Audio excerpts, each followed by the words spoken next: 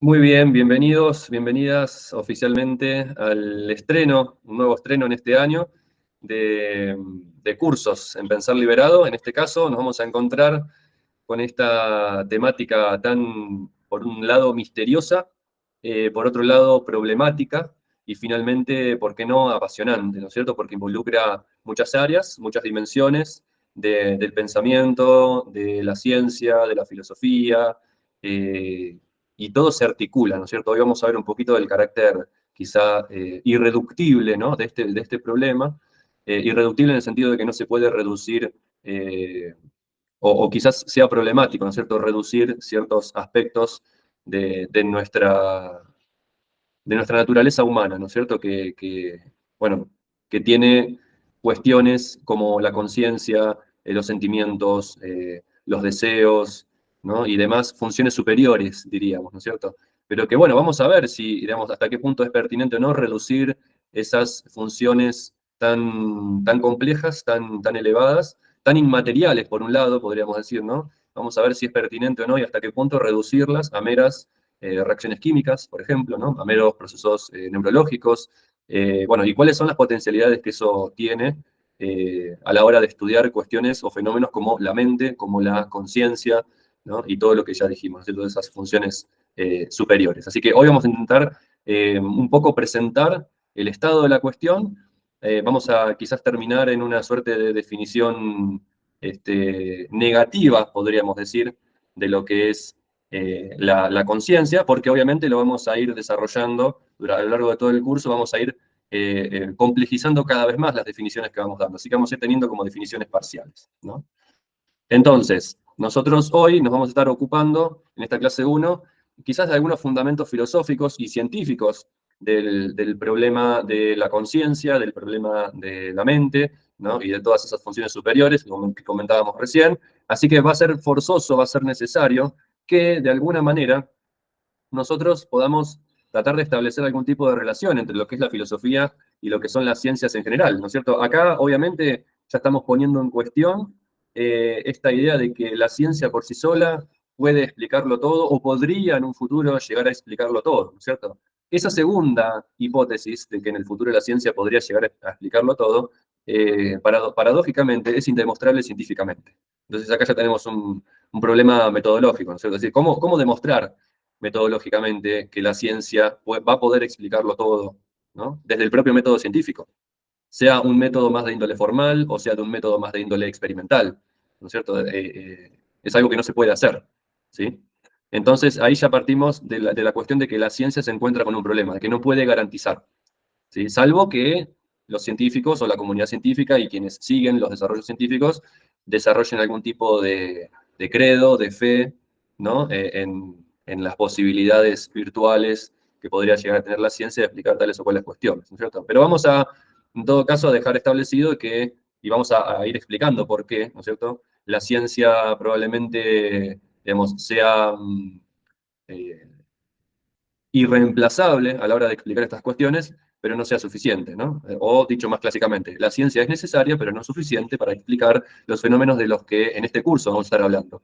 Y por lo tanto se vuelve muy necesario, ¿sí?, o muy necesaria la vinculación con otra disciplina, ¿sí?, que si bien no es científica, sí es metodológica, es rigurosa, como lo es la filosofía, ¿no?, porque trabaja desde otros ángulos y con otros objetivos, ¿no?, que los vamos a ir dejando especificados hoy, ¿no?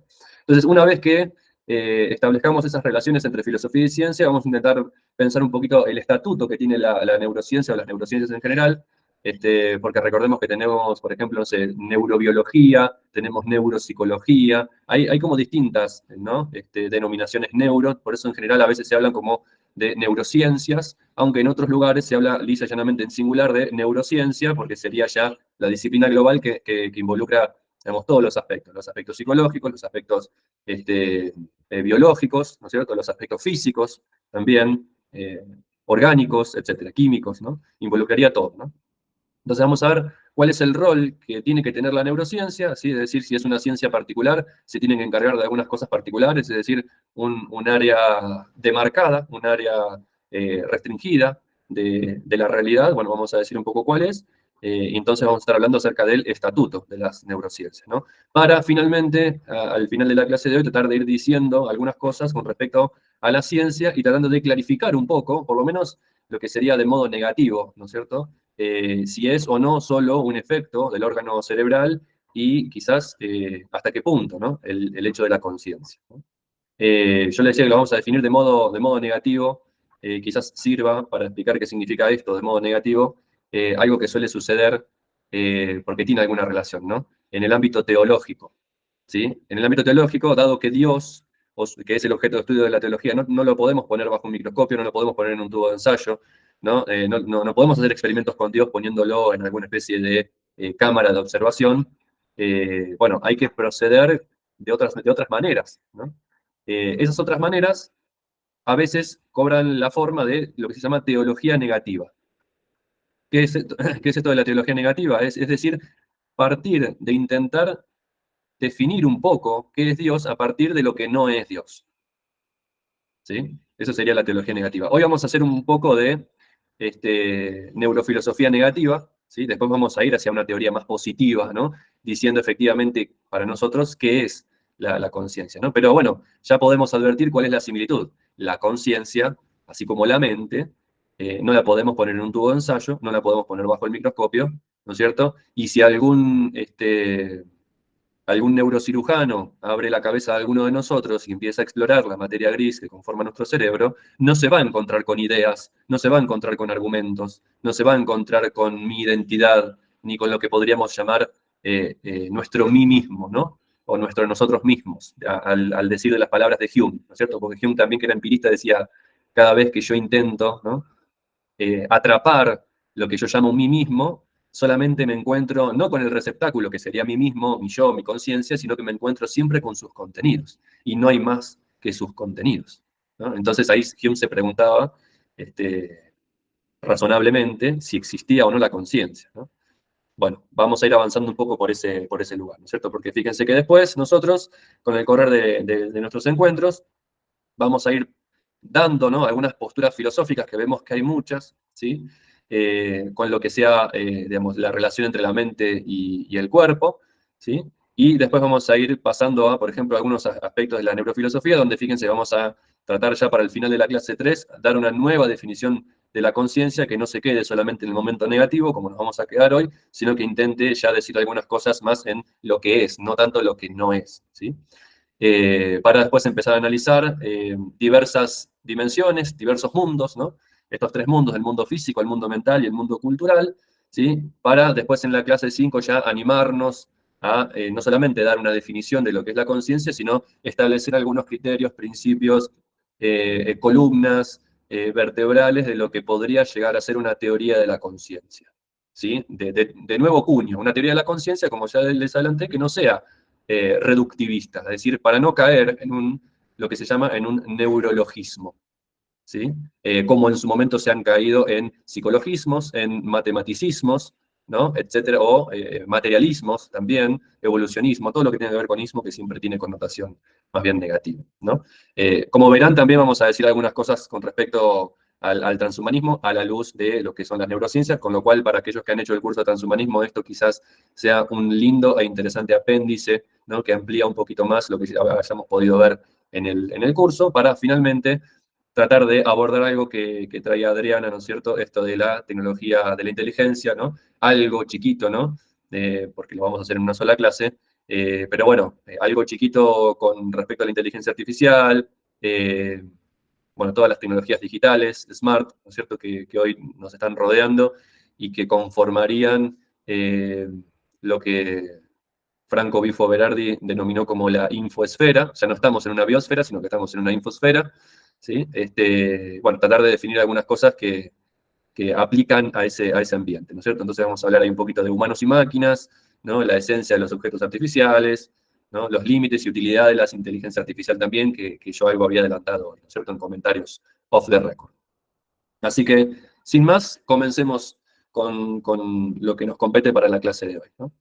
A modo de introducción, partamos un poco de esta afirmación de Juan José Sanguinetti, ¿sí? Que es uno de como les había adelantado, uno de las principales fuentes que vamos a estar utilizando hoy, ¿sí?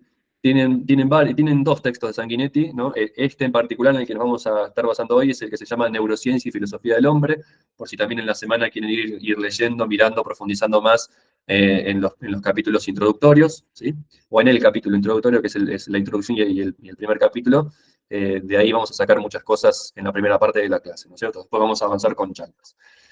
Sanguinetti dice: desde hace más de medio siglo las neurociencias gozan, ¿sí?, de un prestigio creciente y una fuerte entrada en sectores tradicionalmente asignados a la filosofía y la psicología, ¿no es cierto? Es decir, no solamente las neurociencias actualmente se están volviendo la vedette, ¿no?, como decíamos antes, de esta época, de nuestra época, del siglo XXI, que todavía no sabemos si es posmoderna, si es líquida, no sabemos si es postestructuralista, si es débil, ¿no es cierto? Fíjense, acá estoy diciendo débil, Gianni Bátimo, ¿no? El pensamiento débil, postestructuralista, bueno, ahí los tenemos a, a Deleuze, a Guattari, ¿no es cierto?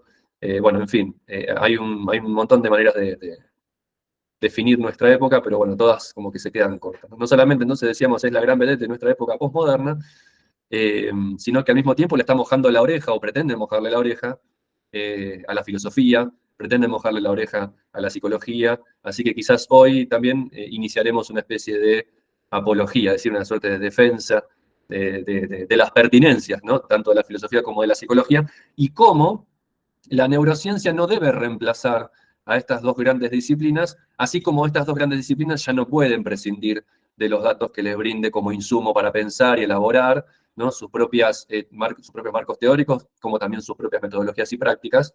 En el caso de la psicología, su práctica curativa, su práctica médica, ¿no? Entonces, la idea es plantear el mutuo enriquecimiento de lo que cada una de estas disciplinas y otras más que vamos a nombrar, puedan aportar en su especificidad, ¿sí?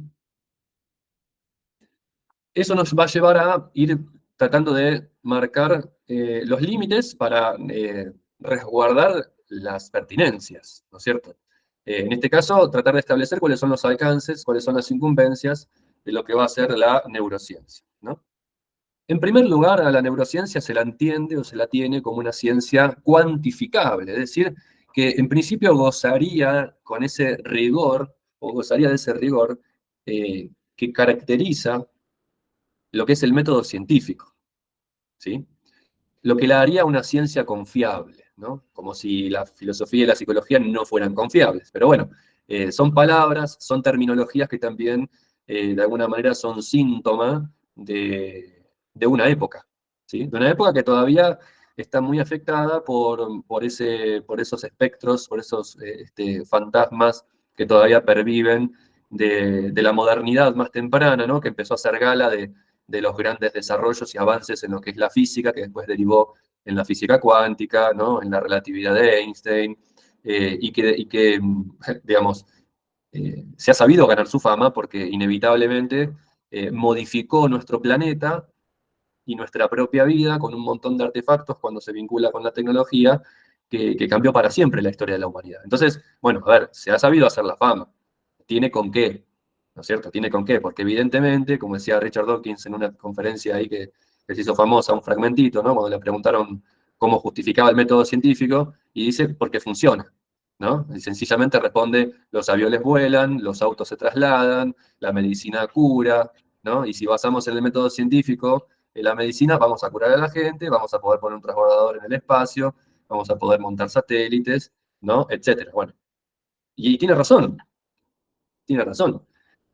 Ahora, la cuestión es que con aspectos de la existencia humana, como pueden ser, bueno, la conciencia, la mente, pero también el sentido, el amor, la voluntad, los deseos, y bueno, no es simplemente como hacer volar aviones o curar a personas con la medicina o poner un satélite en el espacio. Son, digamos, tareas, objetivos completamente diferentes, ¿no es cierto? Y además los objetos a los cuales se dirige son de una naturaleza radicalmente diferente, ¿no? Entonces es una ciencia confiable, pero que trabaja a través del método científico, que es cuantificable, había dicho yo, ¿cierto? Entonces hay otros aspectos de la realidad y otros aspectos de la existencia humana que, si bien se pueden cuantificar, es decir, establecer medidas, pesos, ¿no?, criterios materiales, observaciones, hay otros aspectos que son cualificables. Está el orden de lo cualitativo. Para lo cual la ciencia, digamos, empíricamente hablando, o su método empírico, no tiene nada que decir, ¿sí? No tiene nada que decir.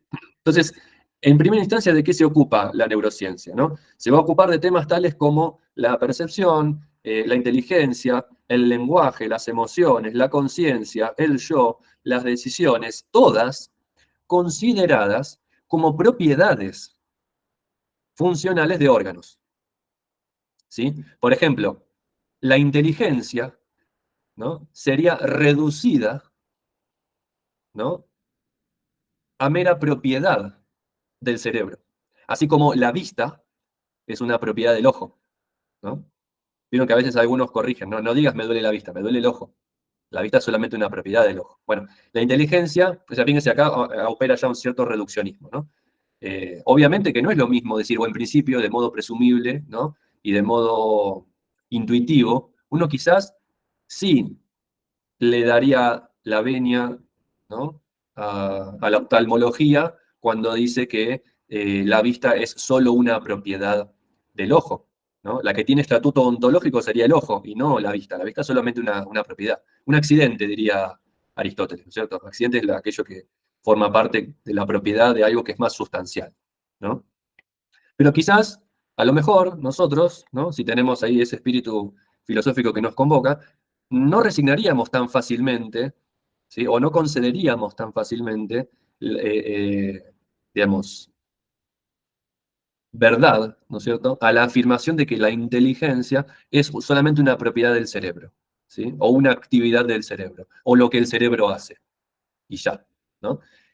Querríamos quizás sostener que la inteligencia o la conciencia o la mente tiene algún tipo de existencia o estatus, digamos, ontológico, así como lo tiene un órgano material, como el cerebro. ¿Qué quiero decir con estatus ontológico? Esto yo siempre digo que la palabra ontología en cualquier curso de filosofía, de cualquier tema que se esté hablando filosóficamente, ¿no? No puede no decir la palabra ontología en algún momento, ¿no? Y yo siempre explico, ya los que vienen haciendo varios cursos, creo que ya a fuerza de repetición ya lo saben, ¿no? Que la ontología, ¿sí?, es esa rama de la filosofía que se encarga de estudiar la naturaleza, ¿sí?, de las cosas, la naturaleza sustancial de las cosas, sean cosas materiales o sean cosas inmateriales, en el sentido de que tienen realidad existencial, algún tipo de realidad existencial. Entonces, lo ontológico es aquello que tiene una realidad existencial, sea material, sea inmaterial, ¿sí? Por ejemplo, en ese famoso manual introductorio de Adolfo Carpio, que es Principios de Filosofía, define tres tipos de entes existentes, es decir, de cosas existentes, ¿no? Están los entes materiales, están los entes ideales y están los valores. Obviamente, los ideales y los valores son de índole inmaterial e inespacial, ¿no es cierto? Pero tienen algún grado de realidad existencial, podríamos decir, ¿no? Entonces, la vista no tendría realidad existencial, es simplemente nada más que la podríamos reducir como la propiedad del ojo de ver, ¿sí? Ahora, la inteligencia, la conciencia, la mente es algo más problemático, ¿sí? Y quizás muchos nos sentiríamos propensos a, a sostener que tiene una realidad que, bueno, que todavía no sabemos si es, como decía Descartes, ¿no?, independiente de lo corpóreo o tiene algún lazo irrenunciable, ¿no?, con lo material, ¿no? Ya lo vamos a ir viendo. Entonces, todas estas cuestiones de las que se va a ir encargando la neurociencia, ¿son cuestiones que compiten, ¿sí? O son cuestiones que complementan, o se complementan, ¿no?, con la antropología, con la nociología, con la ética, ¿no? Bueno, vamos a ir sosteniendo, en definitiva, ¿sí?, que nosotros vamos a intentar no limitarnos a la parte, ¿sí?, neurobiológica, sino que vamos a intentar incluir, ¿qué cosa? Bueno, los aspectos fenomenológicos, que ahora voy a decir algunas cosas con respecto a esto, y los aspectos psicológicos, ¿sí? Es decir, en principio nosotros dijimos, la neurociencia le está como mojando la oreja, ¿no?, a la filosofía, a la psicología, por ejemplo, ¿no?, entre otras cosas. Incluso a la religión, podríamos decir, ¿no?, o a las religiones, o a la teología, ¿no?, en específico. Pero nosotros vamos a optar por tratar de elaborar o argumentar una complementariedad entre esas disciplinas. Bueno, para ir logrando esa complementariedad hay que aclarar esto, ¿no? De que no nos tenemos que limitar a lo neurobiológico. La neurociencia no se limitaría solamente al ámbito biológico, sino que intentaría incluir aspectos psicológicos y aspectos filosóficos. En cuanto a los aspectos filosóficos, vamos a, por ahora, a circunscribirlos a los aspectos fenomenológicos. La fenomenología es un método de hacer filosofía, ¿sí? Que fue fundado por Edmund Husserl y después lo siguen en eso Heidegger, lo siguen Sartre, lo siguen Merleau-Ponty, lo siguen Simone de Beauvoir, ¿no? Y ahora muchos que están pensando los fundamentos de la práctica médica también, ¿no es cierto? Recuperan el valor del método fenomenológico, ¿no? Fíjense acá la ilustración, como para definir un poco a qué se remite o a qué nos referimos con aspectos fenomenológicos, ¿no? Tiene que ver con en principio con la experiencia sensible, ¿sí? Con la experiencia sensible. La fenomenología lo que intenta hacer es describir, ¿sí? Pero no una descripción supuestamente, digamos, objetiva como lo hace la ciencia. Porque la ciencia siempre describe, y únicamente describe, bajo el presupuesto de un marco teórico, ¿sí? La ciencia siempre presupone un marco teórico para describir, ¿no? Aquello que está observando, que comúnmente se lo llama fenómeno, justamente, ¿no? Pero la fenomenología no haría lo que hace la ciencia. La fenomenología hace lo que Husserl dice o llama epogé. Sería suspensión fenomenológica. ¿Qué quiere decir esto de suspensión fenomenológica? O mejor dicho, reducción fenomenológica, más que suspensión. Suspensión del juicio para hacer una reducción fenomenológica, ¿sí? Es decir, hacer a un lado cualquier marco teórico. Tratar de describir, ¿sí? Por ejemplo, si yo estoy mirando un objeto, ¿qué haría la ciencia a la hora de describir ese hecho de ver un objeto? Bueno, empezaría con principios físicos, ¿no es cierto? El fenómeno de la visión que involucra la luz que son fenómenos de onda, que recibe el ojo, que reinterpreta, ¿no? Cierta corteza, que lo lleva al cerebro, etc. Pero fíjense qué marco teórico eh, denso que necesitamos para explicar objetivamente y describir objetivamente de modo científico el hecho de ver. ¿Qué hace la fenomenología en cambio? Hace esta reducción fenomenológica, hace esta suspensión de todo juicio teórico, cultural, histórico, político, y trata de describir la experiencia del que está viendo, ¿sí? Cuando se encuentra con determinado objeto. Por eso Husserl decía, ¿no? Tráiganme una taza de café que voy a hacer fenomenología, ¿no? Por eso Raymond Aron le dice a Sartre, ¿sí? Cuando Sartre se quejaba de tanta especulación de la filosofía, con Hegel y qué sé yo, le dice, si hubieras conocido la fenomenología, podrías hacer filosofía con este cóctel del Baricoque, ¿no? También. Es decir, eso, poner el acento en la experiencia, pero no cualquier experiencia. Acá va a ser fundamental la experiencia subjetiva. Los aspectos fenomenológicos se centran en describir la experiencia subjetiva que tenemos cuando captamos los fenómenos del mundo que nos rodean a través de nuestros sentidos, ¿sí? Y acá hay una cuestión fenomenológica que ya marca los límites de la ciencia en general y de la neurociencia en particular, mientras quiera ser una ciencia de metodología empírica objetiva, ¿sí? Que es que no se puede explicar objetivamente algo subjetivo, ¿sí? Thomas Nagel tiene un artículo importantísimo en estos asuntos que se titula algo así como ¿cómo es ser un murciélago? ¿Cómo es ser un murciélago? Se pregunta por si es posible describir la experiencia subjetiva que tiene un murciélago cuando percibe su mundo alrededor, desde la propia mente del murciélago. ¿Qué descubre Thomas Nagel? Que eso desde la ciencia no se puede, porque se va a basar solamente en datos objetivos que puedan ser universalizables, ¿sí? Porque, en definitiva, los fenómenos físicos que podrían explicar la percepción del mundo exterior a través de los distintos sentidos, eh, corren igual para un murciélago, para un ser humano, ¿no? Para un tigre, corren igual.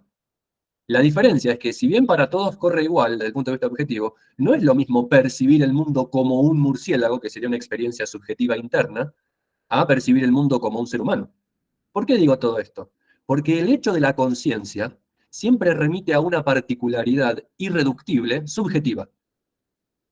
Ya les aclaro que vamos a sostener que murciélagos, perros, gatos, e incluso hasta insectos y humanos tienen experiencia consciente, porque siempre existe de manera particular el cómo es ser un humano que percibe, cómo es ser un murciélago que percibe.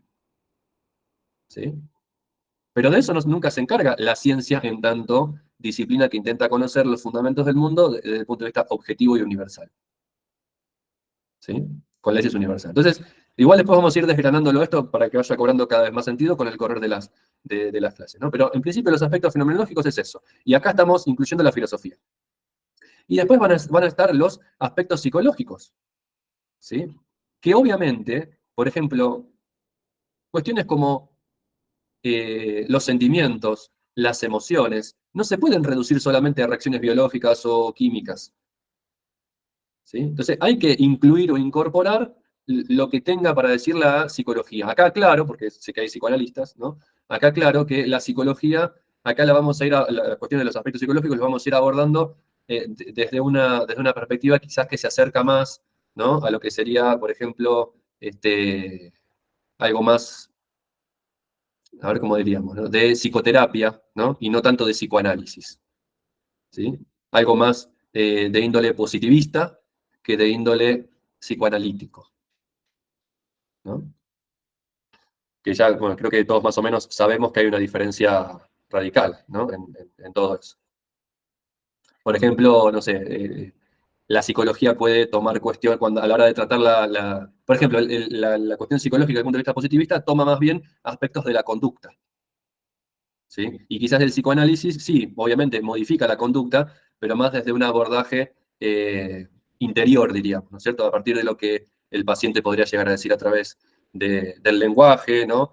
Obviamente interpretar sueños. Es decir, el psicoanálisis, obviamente, bueno, los psicólogos o los psicoanalistas acá me pueden corregir, ¿no es cierto? Pero el psicoanálisis quizás estaría más cerca de búsqueda de sentido, ¿sí? Antes que un resultado útil, operativo, de modificación rápida de la conducta, ¿no? A través de ciertos estímulos, a través de ciertos refuerzos positivos, etcétera, ¿no? Entonces, lo que hay que hacer, ¿sí? A la hora de establecer los alcances y las incumbencias de la neurociencia es tratar de evitar todo reduccionismo materialista. Porque obviamente, si acá estamos considerando aspectos psicológicos, como las emociones, como los deseos, como los sentimientos, y también aspectos fenomenológicos, es decir, la propia experiencia subjetiva de estar viendo con el ojo, ¿sí? O de estar escuchando, o incluso de autopercibirse intuitivamente, ¿no? En tanto que unidad identitaria, por ejemplo, el yo, ¿no? Tratar de evitar, ¿no es cierto?, todo reduccionismo materialista que reduzca, como diríamos, ¿no?, aspectos psicológicos y fenomenológicos a meras fracciones químicas, a meros procesos biológicos, ¿no?, o neuronales. Y también tratar de, obviamente, ¿no es cierto?, como había dicho antes, evitar, ¿no?, la ignorancia de la neurociencia entre las humanidades. Por lo que ya les había dicho, ¿no es cierto? Es decir, la neurociencia no puede correr, hacer a un lado a la filosofía y a la psicología, como diciendo ya no las necesitamos, porque son pseudociencias, etcétera, ¿no? Ya no, o sea, la neurociencia no puede hacer eso, pero tampoco la filosofía y la psicología pueden prescindir de los aportes observacionales y científicos que nos tiene que aportar y que nos puede aportar, obviamente, la neurociencia, ¿no?